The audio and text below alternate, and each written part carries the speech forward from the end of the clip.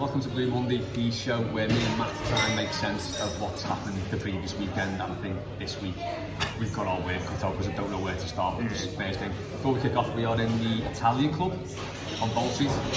Does a nice coffee. Yeah. Might be a little bit noisy, but from Thursday when we do What's the Score, we are going to have actual proper microphones, so you'll be able to hear us loud and clear, which would be nice, yeah. It will be nice if you want to hear us. So I just want to hear like the rustic sounds of like a Liverpool coffee shop or a restaurant. So, it's quite atmospheric, it's nice, isn't it? Yeah, it's pretty good. Nice picture on the wall, got the Christmas lights up already behind us here. Lovely. So yesterday, my God, where do we start? I mean, I'm still annoyed about it. I'm very annoyed about it. I get doing what we do, and I have to talk about it a lot. I feel like I get numb to like the emotion straight after where, you know, you gutted, you lost, or you made up your more. I feel like I can get over it very quickly. When I woke up this morning, still feeling like just a bit maybe angry is not the right word, but a bit like just disgruntled about everything, and a bit like wasn't really happy with the team, wasn't happy with the referee, wasn't happy with VAR referee, wasn't happy with Son Heung-min's tackle, wasn't really happy with the reaction towards Son from a lot of people. It's just one of them where you just come away feeling a bit like a bit aggrieved by everything. There was a lot to be angry about, and I think the hangover this morning is the fact that the story is very much about Son. Yeah. I heard this morning that Spurs are going to appeal the red card, which I can understand from their point of view because they're looking after their play, they're looking after their own interests. It's a bit of bad taste if you ask me, but you know, you expect that of them. The thing that's doing my head in is people like Keith Hackles on the radio saying, yeah, Spurs should appeal and they should get their card rescinded, and I really don't see why. Yeah, I think, like I said this on the post-match, that during the game, when I seen the tackle first time, I thought it was an awful challenge. I said on Twitter, I thought it was a disgraceful tackle, and it was a shithouse tackle.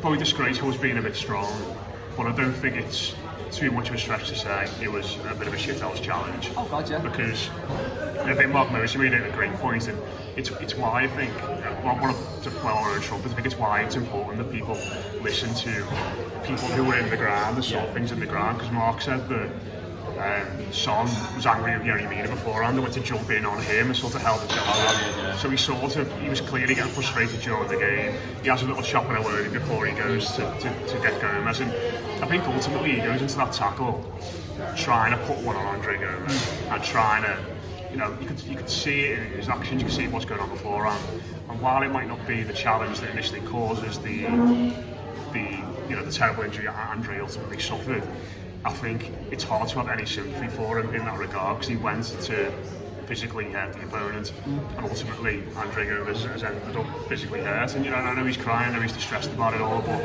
like you said, the story is not let's help Son Heung-min get through this. The story is a player who is, you know, it should be in the prime years of his career, who was essentially he's got over a year, he's got over a year out of his career at least.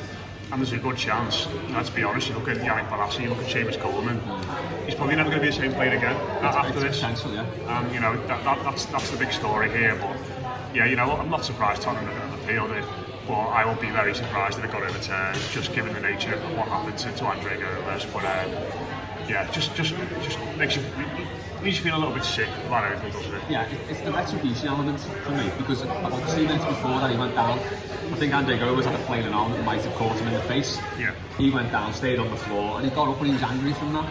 And he said, like, if you're going to stick one on another player, you can't then be contrite if he gets injured. Yeah. Even if it wasn't directly because of you.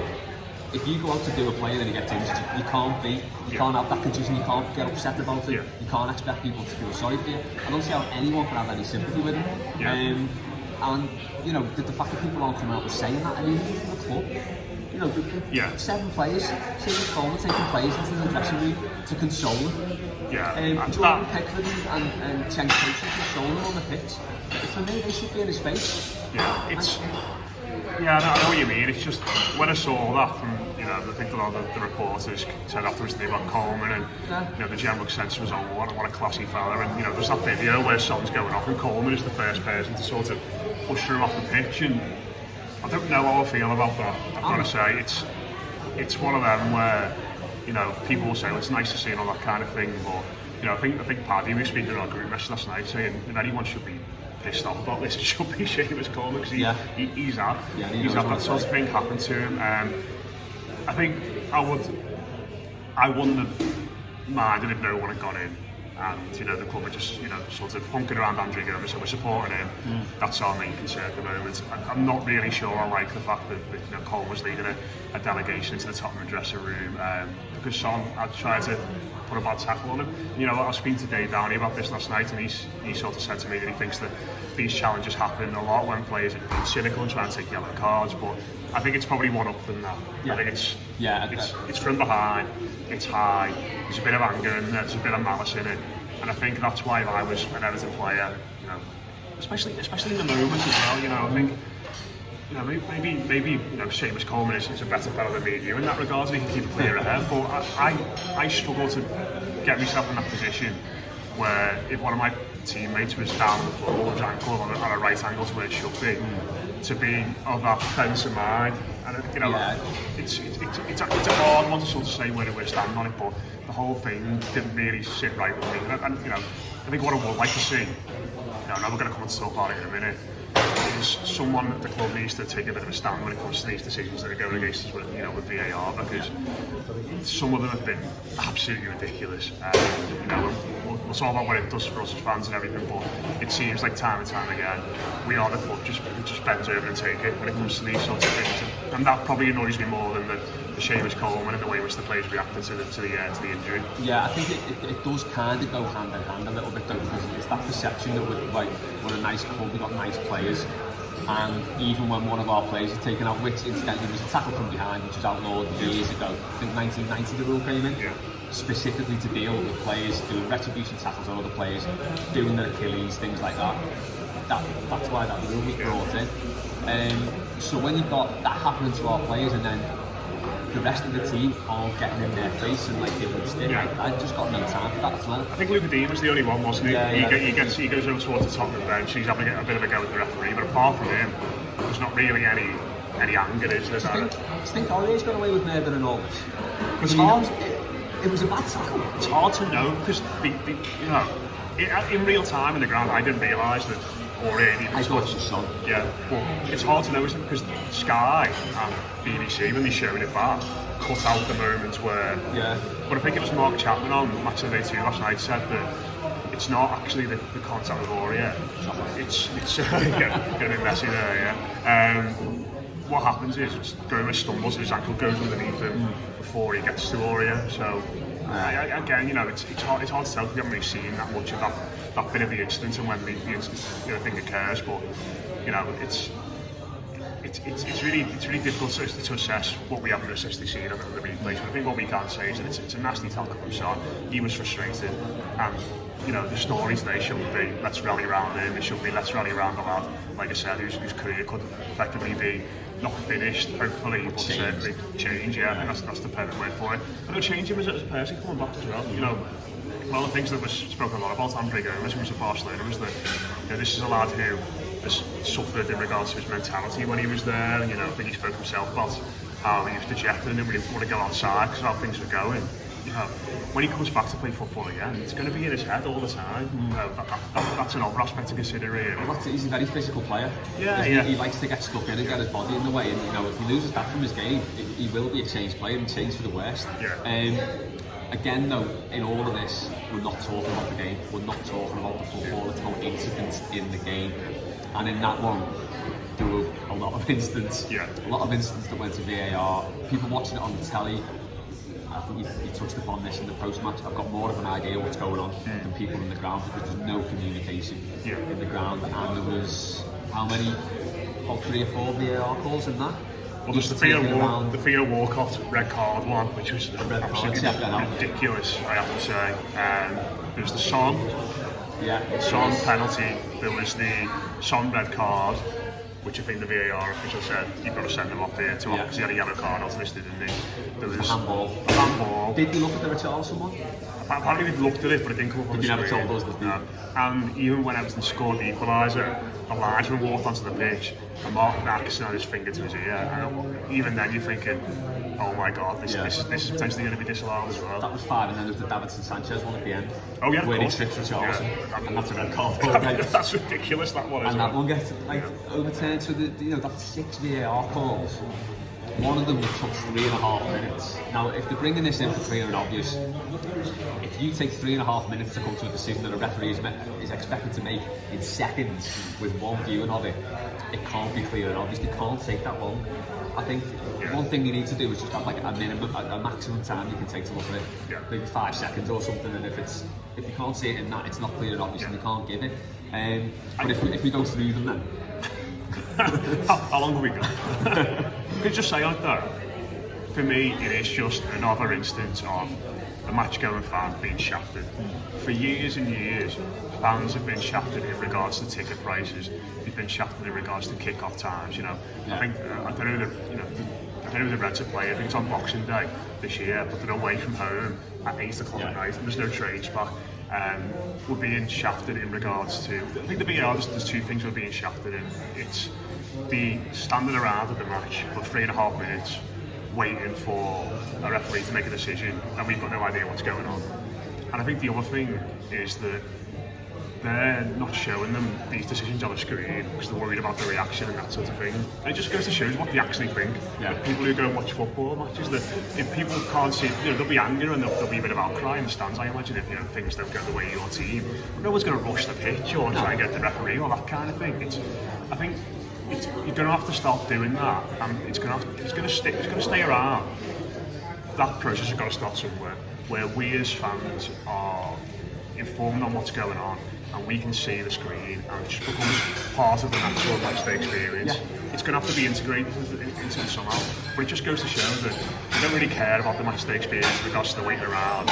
They don't trust fans to behave themselves and to be able to eventually acclimatise to this change in the football match. I know anyone who listens to our shows regularly will know I've never wanted it to come in.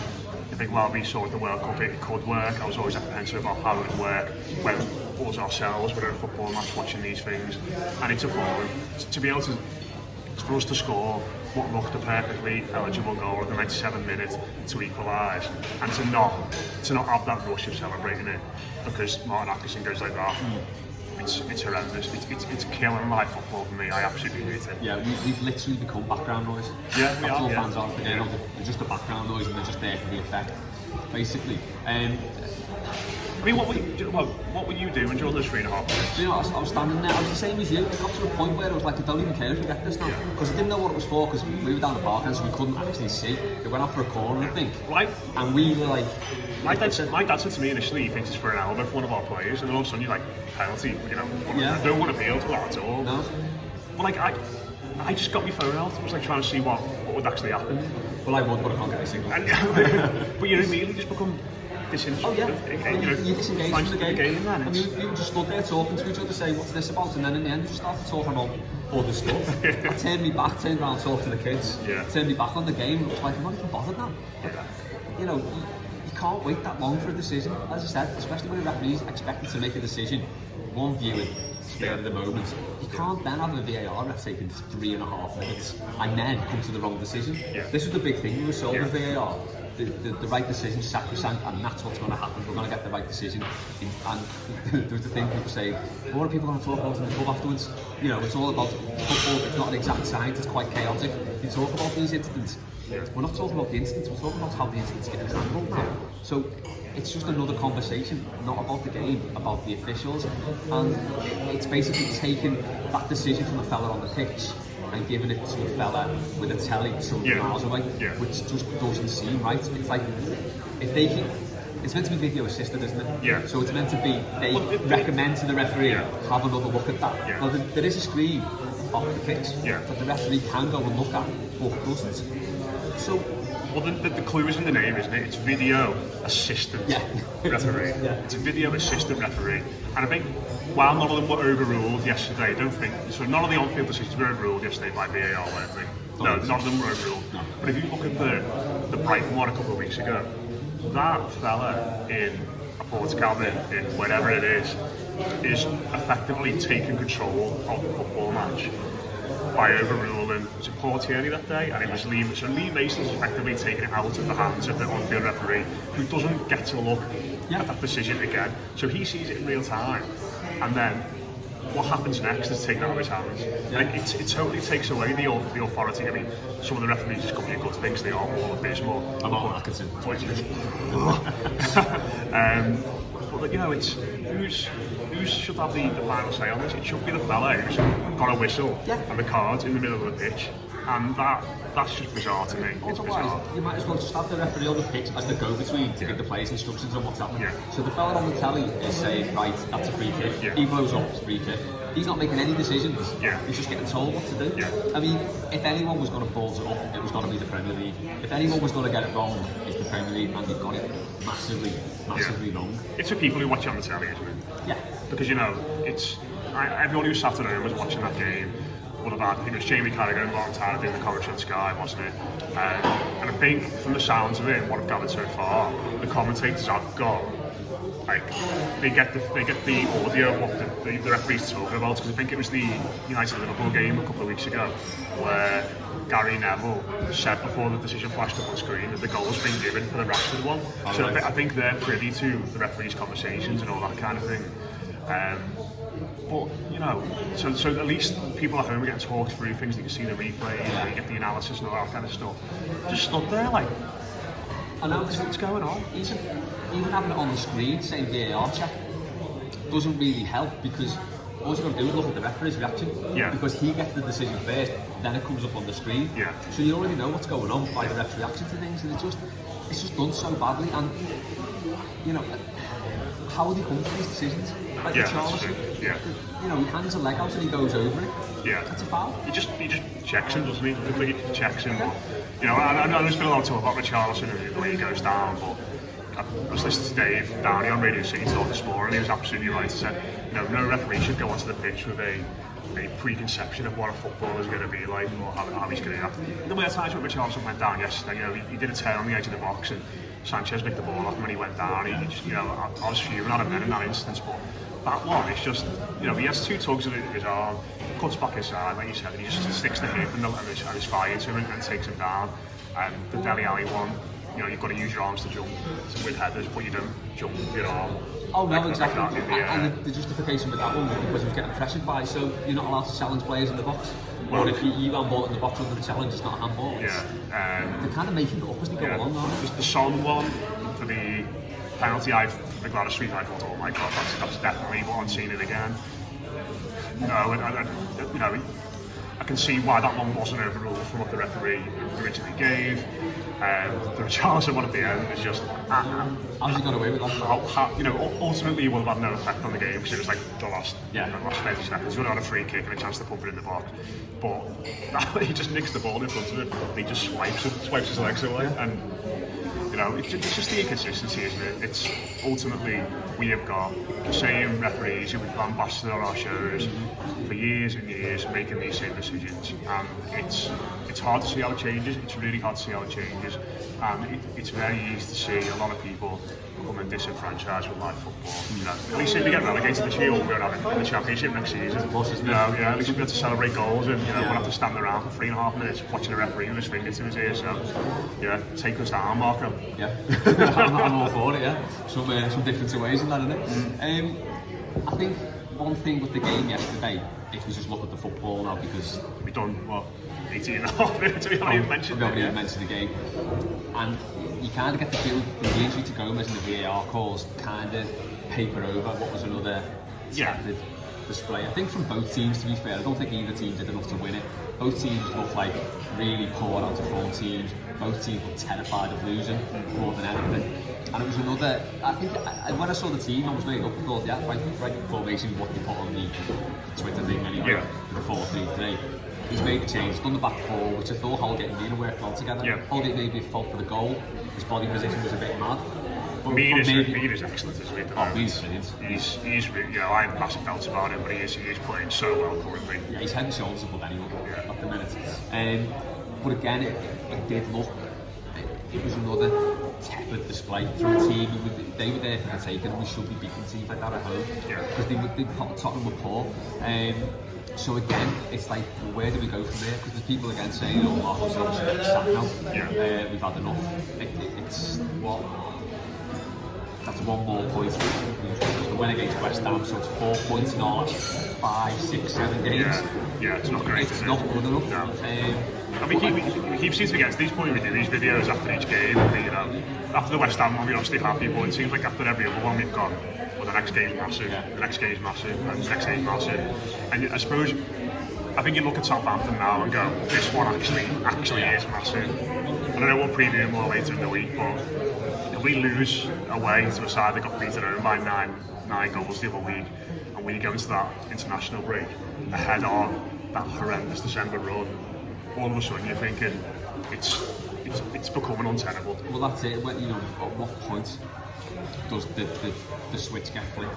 Essentially, because I really don't see where we're going. No, I think they're still playing for it. Yeah, they are.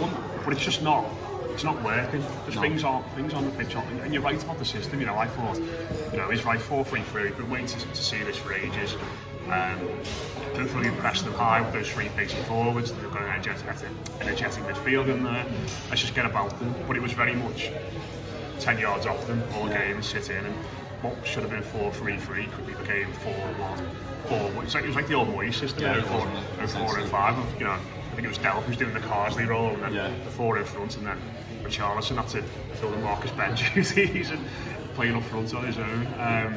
And again, there was that big disconnect, wasn't there, between the midfield and the striker, which we've had for years, to be honest. We didn't get after them at all, did we? And I was saying to my dad at our time, I think if Pochettino and Silva could have got together in the tunnel at our time and shook hands on 0-0, I think they would have done. I think they both would have been happy with a draw. Yeah. But I think the one bit of credit I'll give the players is that I think after seeing I've seen one of your teammates' ankles get snapped, and to go through that. Granted, Tottenham were down to 10 men at that point, but to keep at it and to be able to produce a goal like we did is testament to those lads. You know, it's a great ball from Mina out wide.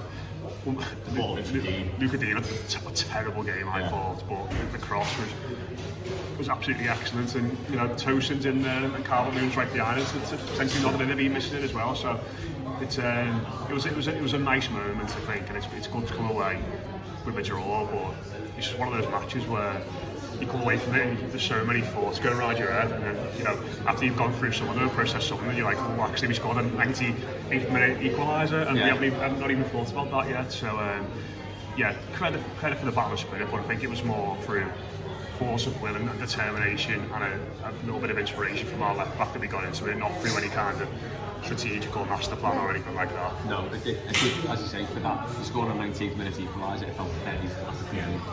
Because I think there was a lot to process from the VAR calls to what happened with Andrea Gomez. It was all, it was weird. It was weird. It was a very weird game. I do worry though where we're going to go from here, because you know, we're now without Gomez. Yeah. So that's like his 2 first choice midfielders have gone now for the season, because we don't think we'd be seeing Kabaman. And the other creative spot, you know, him and Bernard are the 2 lads you'd say have created things in the final third for us, and we haven't got either of them anymore. But you know, you've got to look at it and say it's chances for other lads to step up. You know, Tom Davies' form was excellent again yesterday. He's got to step up now and cement a place in midfield. Fabian Delph's got to step up as well. Then he starts with Stanford Football Club.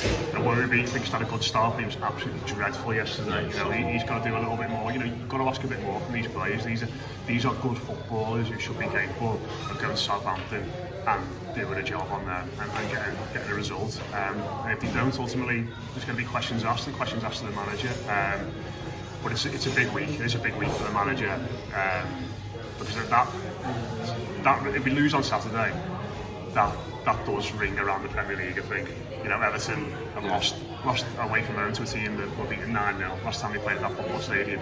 That is a result that it reverberates around and a lot of pressure goes on. And all of a sudden, you know, I've said this for the last international break, but all of a sudden, that international break, if you're Moran Mashiri or you're Marcel Brands, who are not playing this and all this, by the way, if you're one of them too, it's looking like a tempting time to sack the manager, especially with Norwich at home to come after that as well. So, big decisions to be made, but a big performance absolutely needed on Saturday. Yeah, either way, it's difficult to know what we do for the best, really, whether we should just pull the plug on them now, because it feels to me like it's inevitable.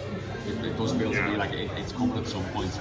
You know, Koeman have gone by now. Yeah. I think it's sort of, I think players are checked out on McCoon and they certainly checked out on the Martinez towards the end. I don't think these lads are there yet. I think they're still. I mean, they scored an 88-minute equaliser. They are still working and they are still battling for the manager. It would seem, and all the briefings we get from people who are well informed seem to suggest that it just feels broken. It just feels fractured and broken. And it doesn't. We seem as though we've found a formula against West Ham that was going to work, and Bernard's injured all of a sudden, and Gomez is injured. Now we're looking at it thinking it's going to require a whole new blueprint and a whole new set of ideas again, and that is his fault to a degree, but he's had bad luck with injuries as well. We just feel as though we haven't had to settle the 11 all season and a settled way of playing, and the manager's got to take some blame for that, unfortunately. It is sort of like it's to the point with me now. It's getting to the point with me now where I'm thinking, well, this is just the manager's not good enough, because he's got a decent set of players there, not getting the best out of him, and it's certainly not going to get any easier over the coming weeks and months. Oh God! I think that's all we can say on that game. We've done the VAR, we've done the Gomez injury, we've done. Yeah, well, Andrew, because you're watching, and I think it's difficult to know where to go, as I keep saying, because I'm at a complete loss after yesterday. I was so angry about it yesterday. Just every aspect of the game. Still am angry. Completely, so, we'll go from there. We'll be back later in the week with What's the Score, and we'll have all the usual stuff on the. See you later in the week.